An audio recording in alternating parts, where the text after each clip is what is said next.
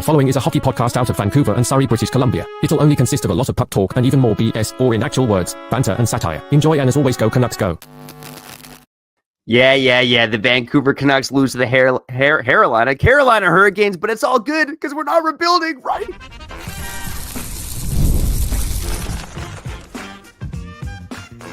You're Locked On Canucks, your daily podcast on the Vancouver Canucks, part of the Locked On Podcast Network, your team every day. Hey, welcome to the postcast here on Locked On Canucks. My name is Trevor Beggs. That guy's Kyle Bowen.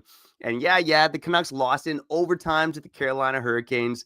But they picked up a point. It's Friday night, or it's whenever you're listening to this. So cheers to you, Canucks fans. Let's talk about the game a little later, though, Kyle. I know the Canucks got a point. I think, I'm hitting the applause button for the Canucks getting a point, all right? Like, that's a good thing for this team. Unless you're on Team Tank, that is. But to me, the bigger story of the day was the Rutherford interview with Ian McIntyre. And Kyle, I think this is something that got a lot of Canucks fans enraged today, because you look at the state of the team right now with the injuries, with some of the missteps they've made, and Rutherford's just saying, let's be patient. Let's take a step back. When guys come back, we can make the playoffs, and then who knows what happens. Kyle, today for me, this was the most Jim Benning-esque day that I felt since Rutherford and Alvin took over the job. And I want to touch on Pius Suter too, because his rationale there made me even more infuriated. Again, there's some individual performances from the Canucks I enjoyed tonight, but today to me, it was a bit of an infuriating day as Canucks fans. Honestly, after the performance tonight, for them to get a point against Carolina when they're undermanned the way they are against a team that's way better than them, I'm like, good for you, goddammit. Good for you, boys. You're too nice, man. You're too nice. Kevin Lankinen protects that game from being 10-1. 10-3, I'm sorry. My bad. Carolina gifts the Canucks 2 goals, sort of, right? The Sasson breakaway out of nowhere, bad change. The bad turnover to Elias Pettersson. Congratulations. Great shots from both those players. But, yeah, today was a bad day to be a Canucks fan. It really was. It really was. Because we seem directionless again. Let's get lucky. Jim Rutherford saying that. I'm paraphrasing just a little bit, to be honest. And let's see where this goes. And, I mean, you want to talk about Rutherford's comments. I want to talk about a gutless performance once again. And I'll tie it together like this before I throw it back to you, because I'm going to let you lead with what you want to lead with. But if the Canucks aren't going to rebuild, like from the top with the president and the general manager doubling down on that twice on the national stage, then at least show some fight. At least show some fight. I don't care if these 1-goal games, you lose 1-goal games and you're like, oh my God, the score was close, but you're being held up by your goaltender. Show some fight. Finish some checks. The Carolina Hurricanes, like, they were so physical today. They dominated us. They were knocking down all of our players. All of our players. Blatant hits. No one standing up for each other. Again, goes all the way to the end of the game when Svechnikov, greasy elbow on Filip Hronek.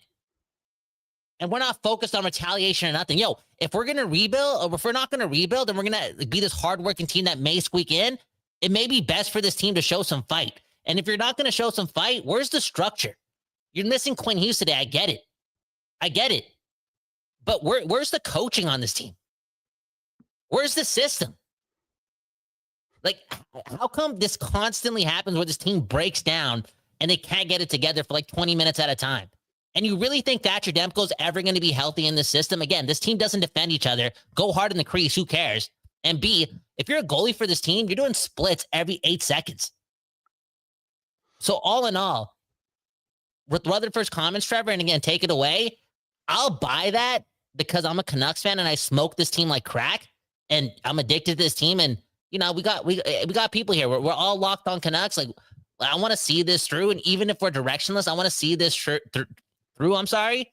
It's hard. I keep confusing through and true because this team just seems to be lying to me. But man, oh man, show some fight. How many flybys did I see today? You have a chance to hit a player? Nope. But Carolina's finishing all their checks. An absolute gutless performance by the Vancouver Canucks.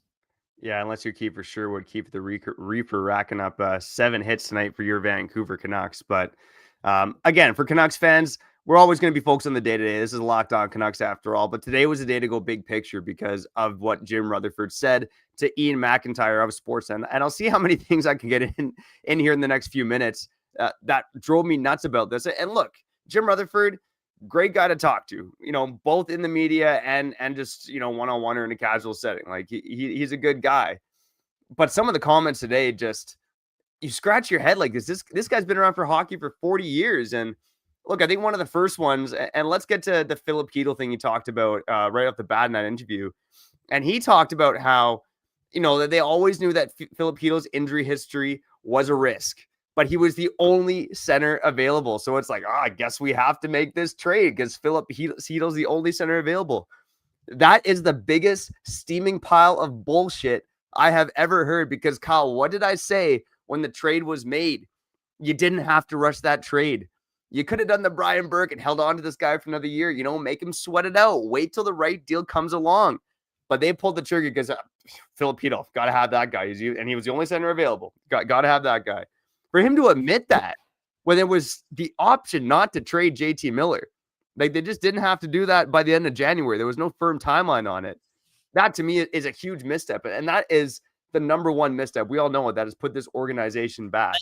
But Trevor, wouldn't you say we're getting a little lucky? Because, you got to watch the Rangers games closely because I'm not. And I don't know how JT Miller is doing defensively, but I do got to say this statement. At least it's looking like Miller may be on the decline just a bit. Like that's a little bit of saving grace. I'm not saying we're right to take a risk with that trade because we did take a risk. Not only did we take a risk with the former 5th round pick in Valentino Martini, we took a risk by trading that 1st round pick for Marcus Pettersson. Risky business, buddy. Yeah. So, a declining JT Miller is better than a not available Heedle, that's for sure. But and look, the other thing too is how nice would it be to have Pius Suter on this team right now, baby? When you have a struggling Lucas Reichel, and shout out to Max Hassan tonight, getting his 4th goal this season. He temporarily led all Canucks centers in goals at that moment before Elias Pettersson's snipe show. Nice to see that from Elias Pettersson too. You got to pat him on the back for that. I know he's trying out there. We'll put it that way. And that was a hell of a snipe from Pettersson. But how nice would it be to have Pius Suter on this team right now? He leads the Blues right now with 10 points. I know that's not much. I know the Blues suck, but he leads the Blues in points right now. He is their top penalty killing forward. His 5 goals is more than any Canucks center currently has right now. And Rutherford had the audacity to say, we couldn't re-sign Pius Suter because of a miscommunication issue. And Kyle, I'm sure I'm not the only Canuck fan who felt this way. But when he said that comment, didn't that not remind you of Jim Benning when he said, we ran out of time on Tyler Toffoli. We ran out of time. We would have had to clear out cap space. It's the same goddamn thing. There's a miscommunication with his agent. We couldn't get the deal done. You had months to sign Pius Suter to a contract. The Blues did it in a little over 24 hours. That is no excuse not to bring Pius Suter back. And just for him to say that stuff, like Heedle was the only center available, and Pius Suter, we couldn't sign him because of miscommunication.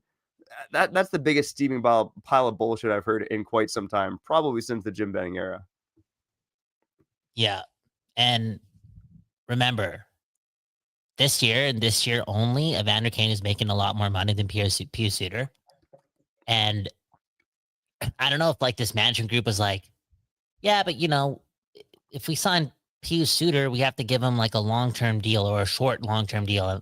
At least we can allocate that Pius Suter money to a 1-year deal with Evander Kane, or requiring that contract. And that's a better bet for us when it's dude, you could trade players like Pius Suter at any time. For real. If he's making $4 million, you could trade a center like Pius Suter, whether he has 1 or 4 years left on that deal.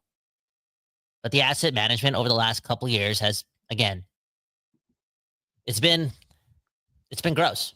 It's been gross. And again, Trevor, does it remind me of Benning? Of course. But what reminds me more of Benning is the product on the ice. Once again, Canucks fans are spending their Friday nights watching absolute mediocrity. But hey, we can get lucky. Let's get lucky. Let's hang in there. Good goaltending. We'll see what happens. And it's when are we going to watch a good team? Like a team that has somewhat of an identity that we can like lean on. I'm not saying you're going to win every game, but it brings me back to like 2024 with Rick Tocchet. At least that team was stingy. At least they were like low event, but they were making all the right plays and not just throwing pucks up the middle, can't get the puck out, look nervous the whole time. I'm telling you right now, a big reason why they look nervous is because they're dressing a lot of young players, 100%. But they also look nervous because the oldest players on this team are ass. Like they're absolute, dude, they're bad hockey players. Right now, Tyler Myers is a bad hockey player. Right now, Evander Kane is a lazy hockey player. But they're the oldest guys on the team, and they're in that room that isn't a tight group. Again, they don't talk. They don't talk. They don't talk. They're a country club. It's like they're just catching in checks. And then you got young players looking up to Evander Kane and Tyler Myers, making mistake after mistake after mistake, and still get a ton of minutes. What example does that set to the young guys that, oh, maybe I can make mistakes too? I don't know. It's just weird. It's strange, and it's overall bad hockey. So again, the betting comparison is cool, but at the end of the day, what's more scary is the hockey team is just as good as any team Jim Benning built. And that is the truth. And yeah, that's bullshit. But hey, welcome to this organization. Straight up. Hey, cheers for that, Trevor. We're loyal. Every single Canucks fan, I'm telling you, every single Canucks fan, give yourself a pat on the back because you are loyal. You may be mad, you may be crazy, you may be batshit crazy, you may be emotional, you may be stoic, but I'm telling you, your loyalty is second to none. And whoever your love interest is or whoever your partner in life is, they are lucky to have you because you ain't going nowhere. And it's time for the organization to just like think about the fans. And again, Trevor, if they're going to tell us they're going to rebuild, as a player on that team, like, don't be afraid of the fans or like think this is a crazy fan base and like think it's a disadvantage or it's stressful or we're overreacting. Play with some heart. At least fans can see that. If they're playing with some heart, we can see that. And just watch the film today. So many flybys. We don't defend teammates and we don't finish checks. Who are we? We're the Canucks. We're not good enough to not do those things. But hey, we choose to do it's a damn joke. And to end off my spiel, I want to get the comments going. Adam Foote and his coaching staff have done a horrible job. Like implementing structure and I know they're dealing with a lot of injuries, but I'm talking about implementing systems that lead to like somewhat of efficiency. Like nothing is getting through to these guys because these guys are playing with their heads cut off game in and game out. Like it's okay to have there's teams in the league who don't have a lot of depth. There's moments where teams like are injured, but the identity of the team based on what the coach is spewing either spews out good defense or working hard. And you know what? We're going to get results. But I'm sorry, Canucks fans. I know we're 8-9-2 and that may not look that bad. The Canucks have 4 of those wins in overtime. Okay? For real. The Canucks have 4 regulation wins in a year where they got to keep Quinn Hughes in 19 games. Yeah, I would agree with everything you said, man. Shout out to you, Kyle. You always bring the energy. You speak for the fan base, and it's been, a disaster so far for Adam Foote, right? And we talked about it heading into the season. Could the seat be hot under Adam Foote's rear end, even though he's in his first year? And I know Alvin and Rutherford, it's their guy. I think it's everyone going if that's the case. But let's save that for later on. Let's dive a bit deeper into the game tonight.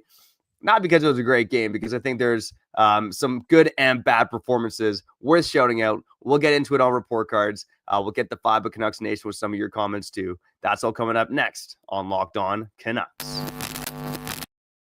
Before we get back to the program, let's shout out our friends over at Monarch Money, baby. Let's talk about the monies, okay? And let's be honest, most of us can't even name all financial accounts, let alone what they're worth. Between RSPs, TFSAs, properties, what are those things, man?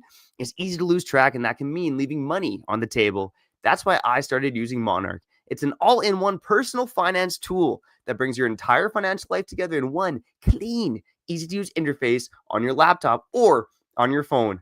Monarch, they do it all. They help me organize my accounts, track my spending, boom, bam, and they help my lovemaking, baby. What? You know what I'm talking about? You can put your accounts with your wife's, your partners on Monarch, And you know what they say? Less stress means lasting longer in the sack. And you know that. I do more mustache tickling because of Monarch. Let's go, baby.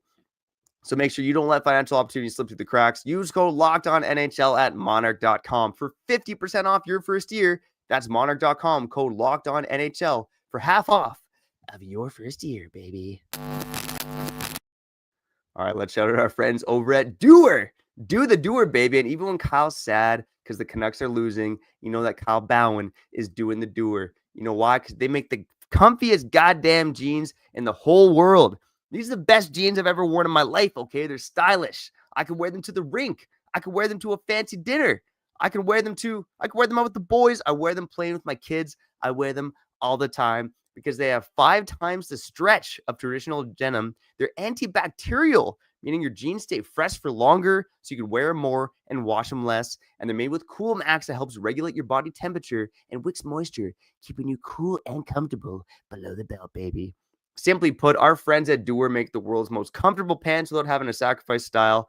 And you can check out Doer here in Vancouver at 1757 West 4th Avenue. Pick up a pair for yourself or as an amazing holiday gift for someone you love.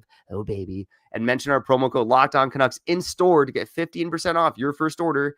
Or you can check them out online at duer.ca/LockedOnCanucks for 15% off. That's doer.ca/LockedOnCanucks.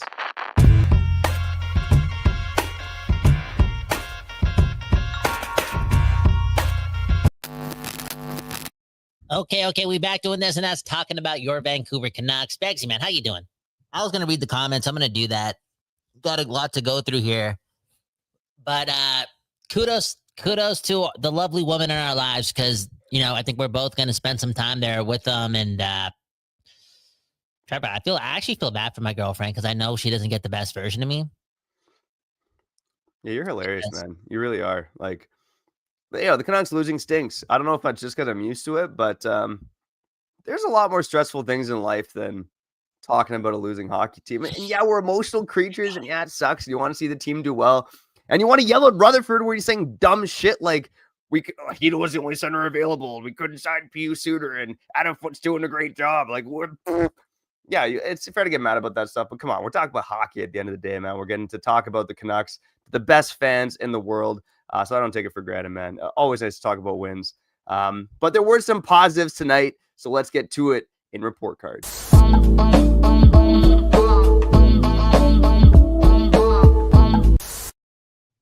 All right, yeah, we don't have the report cards up, but that's okay, man, because I have the stat sheet in front of me. And Kyle, I'm just gonna start on a high note here, okay? And I'm gonna start with Tom Willander. Tom Willander. Got to get that right. Willander, okay? It's not Willander. It's not Willander. It's definitely not Willander. It's Tom Willander, okay? So just get that right. Tom Willander tonight was arguably the best Canuck on the ice. Statistically, he was by far the best Canuck on the ice. Kyle, Tom Willander was rocking an expected goals for percentage of 57%.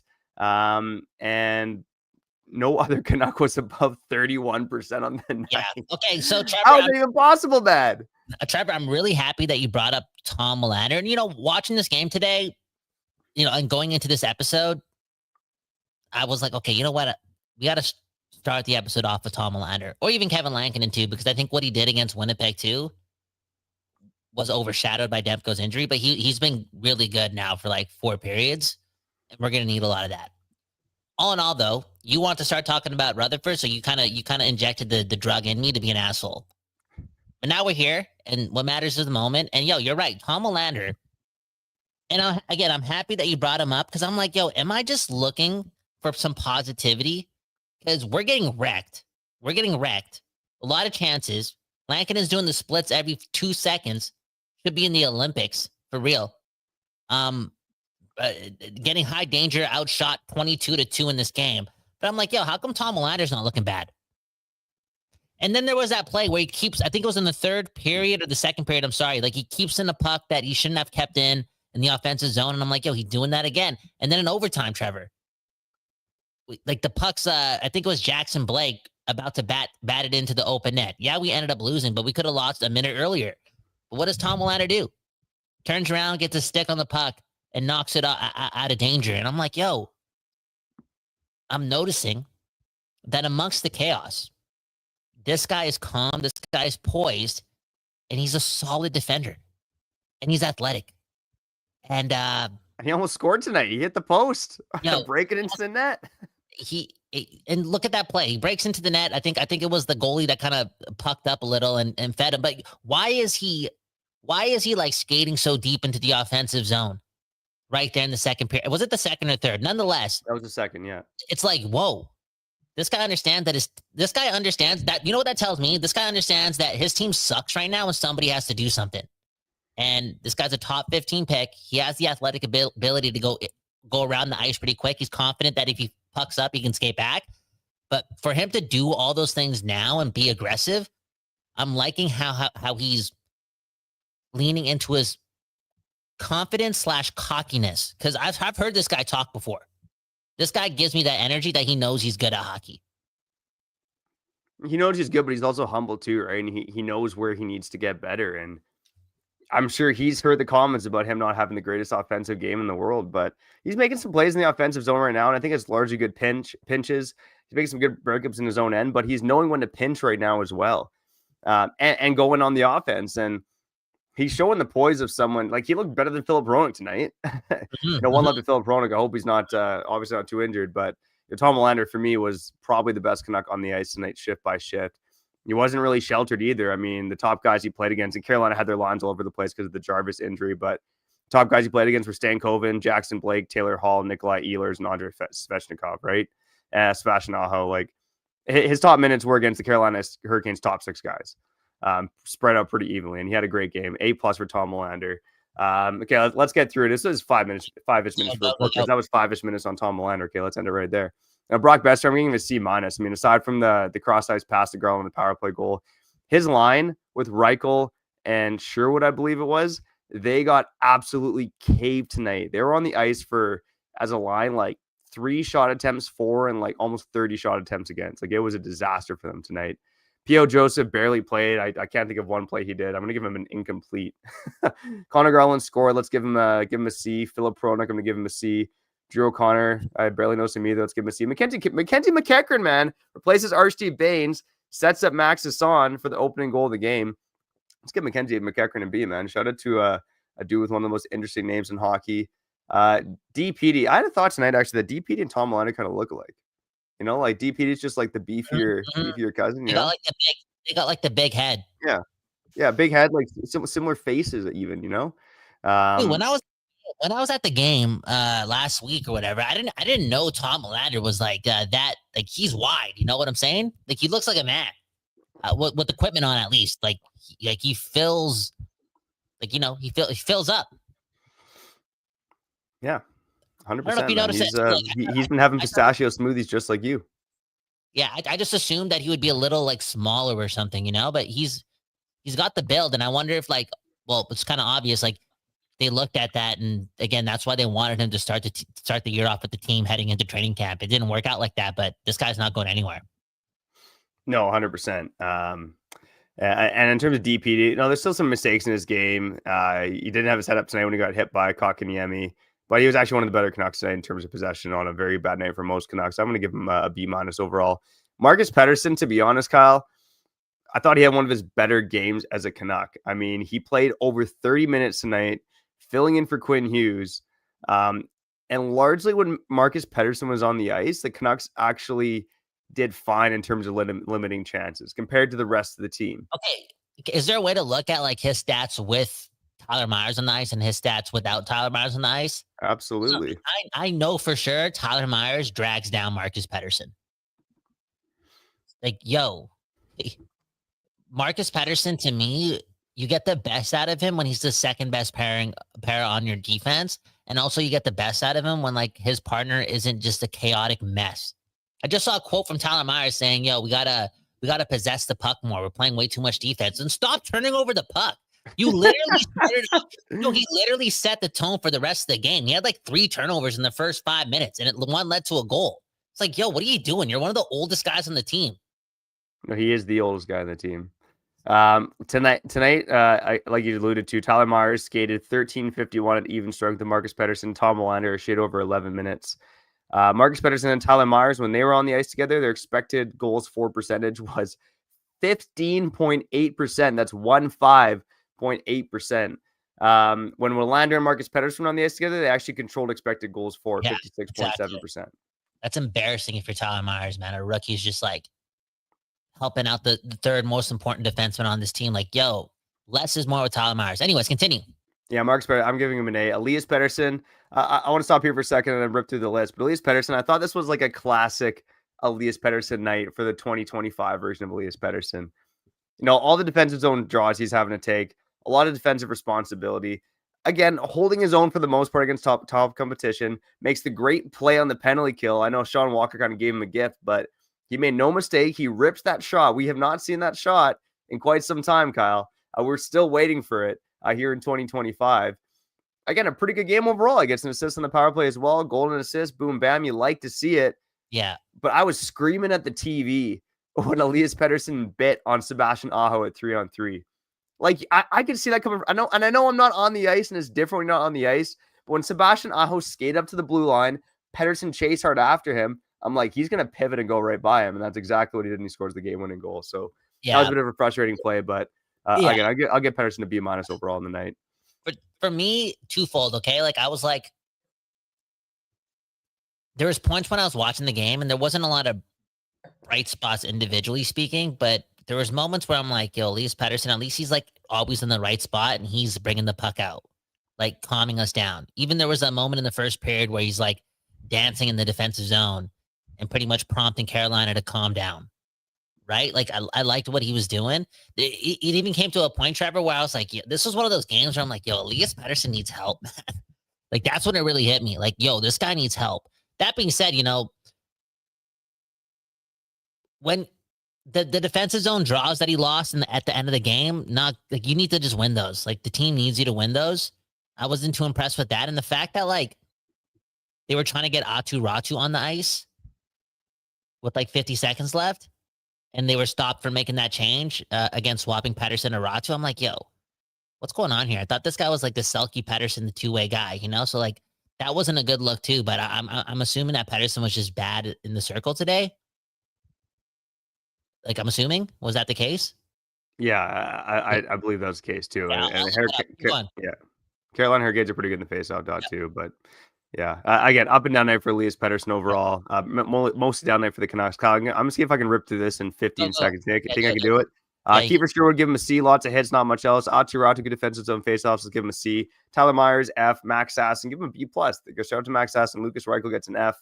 Jake DeBrusk gets a solid C-. Evander Kane gets an F. Linus Karlsson, he gets a C+. And Kevin Lankinen gets an A. That was 5-ish minutes for report cards. Let's shout out a couple sponsors and wrap up the show. Getting your vibe and some comments on the end of the show here on Locked On Canucks.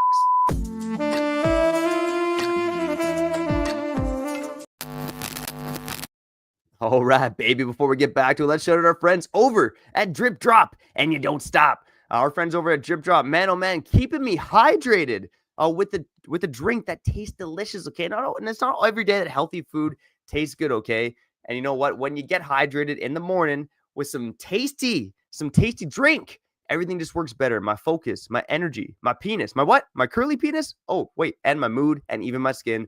And that's why I've been using DripDrop. It's doctor-developed hydration that keeps me running at full power no matter what my day looks like. And not only is it's not only your average sports drink, but it delivers 3 times the electrolytes and half the sugar of leading brands using a science-backed formula trusted by medical professionals, firefighters, and over 90% of top college and pro teams.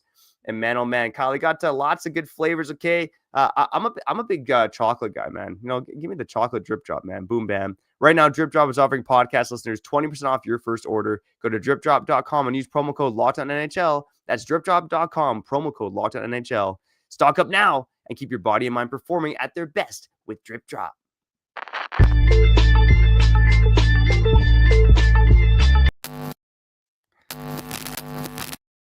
All right, before we get back to let's shout out our friends over at Gametime. Oh my God, Kyle. Next week, a lot's going on in the city of Vancouver. not just your Vancouver Canucks. And I'm not sure if many people are seeing that. I'll be at that game. I'm also going to be at the first ever PWHL Vancouver game next Friday, the Vancouver Golden Knights at the Pacific Coliseum. And of course, the next day, the Vancouver Whitecaps selling out BC Place. And the only place you're going to find tickets now is on Gametime. I know there's those other apps, but the lowest price guarantee is on Gametime, baby. Gametime, not only do they have the lowest price guarantee, but they got zone deals. They got views from the seats right in that app. And the closer you get to Gametime, often the cheaper that tickets get.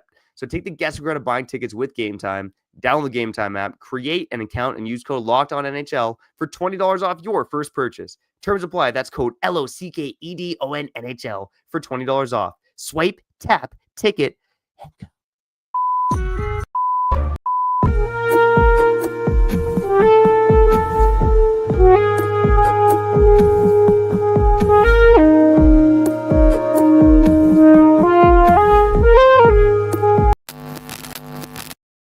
Okay, we back doing this, and that's talking about your Vancouver Canucks. Let's read some comments because, again, we are all locked on Canucks, and we all watch that game.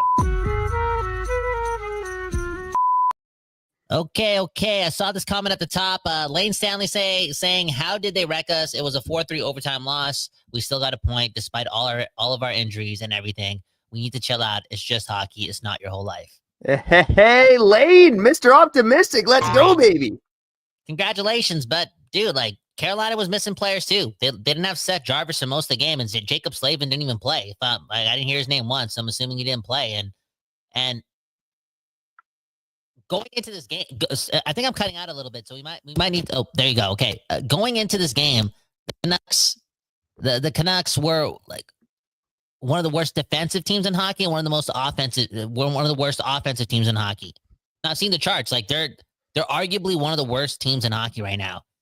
And I don't know what they did today to prove that they're making improvements. And you want to use the injury thing, sure, but this team had 3 days rest. And again, it was just a bit of a again, I'm all in for mortal victories. I'm all in. They played better than they played better against Winnipeg and Colorado than they did today. And it felt like a huge step back systematically today.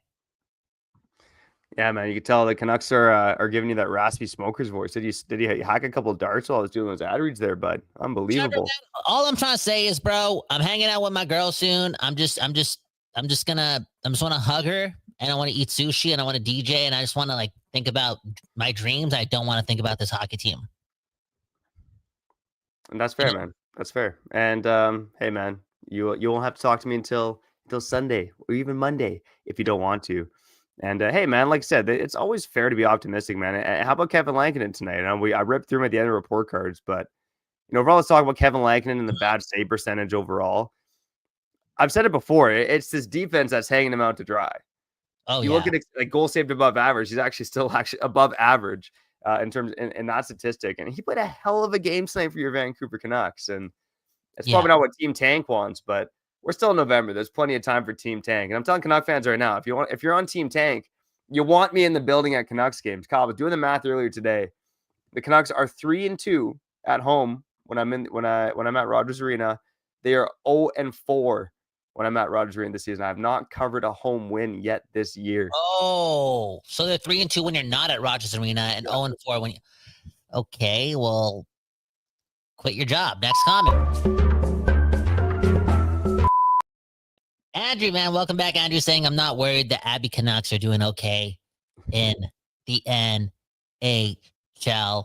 And RC Baines got scratched tonight. But other than that, I thought Linus Karlsson had a chance or two tonight. Max Sassons obviously looked really good, and Tom Willander and DPD. They had some good moments tonight as well, especially Tom Willander. 100%. Next comment. Man, oh man, I saw a comment from David, longtime listener, saying Elias Pettersson went 14 for 22 in the draw, while Reichel and Sasson came up close to winning half. So maybe not the worst night in the faceoff circle, but they were just outpaced, outskated. And again, Carolina plays like that. I'm just waiting for the Canucks to you know how we went into the season like, oh, the Canucks have good defense.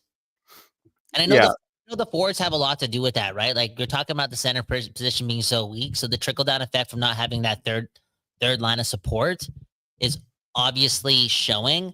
But again, as a fan, I just want to see more structure. And Trevor, like, I know I talk so much shit about this guy, but I feel like the time is now to play Tyler Myers less. Like the proof is in the pudding. We've had this guy for 7 years. Our defense has not really ever been a strong suit. This guy's a top 4 defenseman. I'm not trying to put all the blame on him. But what I'm trying to say is like, yo, less is more. It's just science, baby. It's just science. Like less is more with Tyler Myers. And I think Tom Willander, if that's the bright spot, we're 8, 9, and 2, maybe Tom Willander turns into a top 4 D-man sooner than we thought. I mean, man, oh man, I think so, but you better fucking hope that Philip Hronek isn't injured for the next game, man. Because otherwise it's going to be a heavy dose of Tyler Myers. Because it'll be Tyler Myers, Tom Willander, and Victor Mancini, Valentino Martini, baby.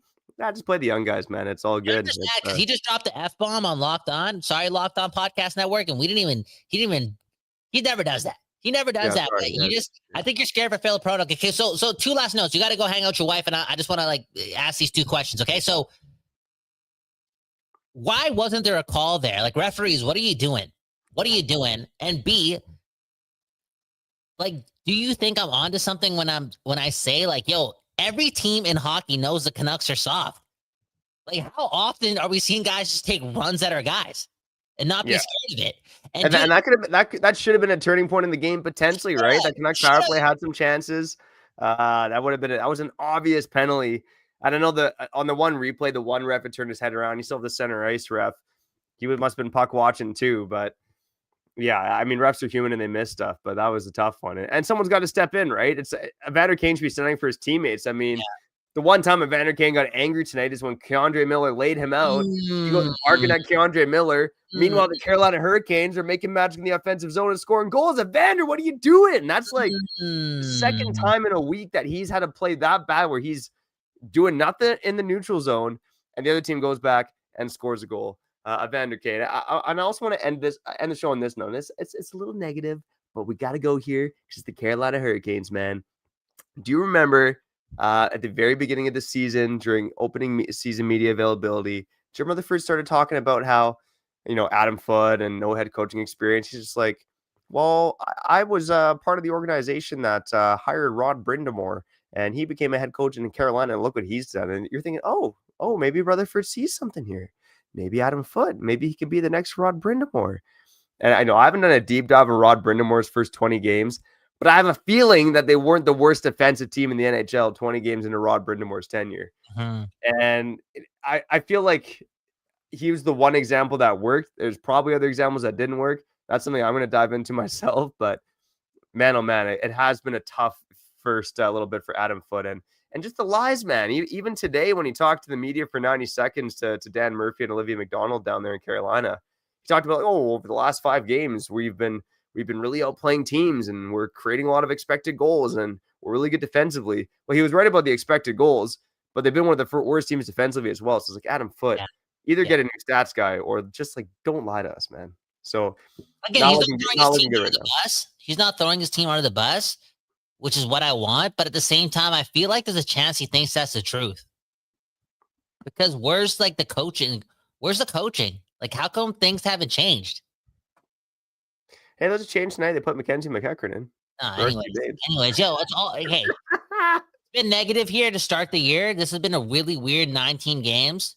Again, the Canucks have won 4 regulation games in 19 games. That's not good enough. It's Operation Quinn Hughes, and we're all stressed out. But I think on the next episode of Locked On Canucks, I do want to ask the question, because if they play this bad, like the way they're playing is very bad. I don't care what y'all say. We got a point, boom, bam. Like the Canucks are a bad hockey team. The fancy stats back it up, but the eye test is like, yo, this team is garbage for real. They're not the better team more often than not. And I wonder if Rutherford, because they're so desperate to not rebuild, I wonder if they're like, yo, we can't trade for a second line center, but we may be able to get the coach's bump. Pete DeBoer's out there. That's all I'm saying. Pete DeBoer, baby. And how about this one from Andrew? Last comment. Incoming Manny. Let's go, baby. Bring it up, Manny Malhotra. Hey, man, I'm down for change, but no matter what happens, Kyle and I will have you covered here on Locked On Canucks. At least I'll have you covered, man. This losing might get to Kyle Bowen, but we should both have you covered here on Locked On Canucks. I'm Trevor Beggs. That guy's Kyle Bowen. Thanks for tuning in. If you like what we're doing, you go like and subscribe on YouTube, on the podcast side. Go follow us. Leave a 5-star review. It helps us out a lot. Enjoy the weekend. Enjoy life. It's just hockey, baby. And no matter what happens, come and hang out with us here on Locked On Canucks. Peace.